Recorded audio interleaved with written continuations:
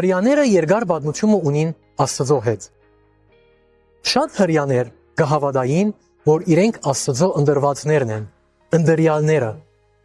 եւ որ փրկությունը բարձրապես ծննդյան իրավունքի խնդիր էր։ Անոնք կգարձեին, որ հրյա ըլլալը բավարար է Աստծո թագավորությունը ստանալու համար։ Անոնք չէին հասկնար Աստծո պատկամը իր մարգարեներուն միջոցով, որ անգուզեր փշրված սիրտ եւ ոչ թե իրավունք կամ գադարում։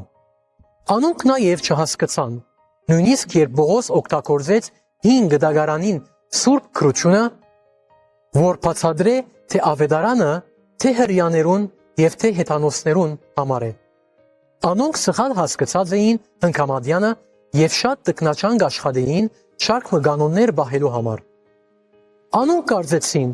որ իրենք ճիշտ են Աստծո հետ եւ շփոթած էին Պողոսի նամակով, շնորհքի մասին, հավատքի միջոցով։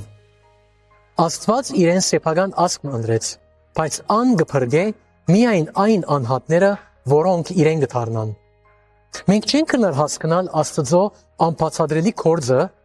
բայց կրնանք վստահիլ, որ ան արդարությամբ պիտի գործե։ Ասիգա անոր դիեզերքն է, ան կղեկավարե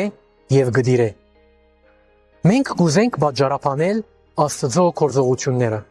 Մենք կփորձենք հասկանալ անոր քերիշխանության խորհուրդն ու վեհությունը, բայց հավատքը գցկե ամեն բան այնտեղ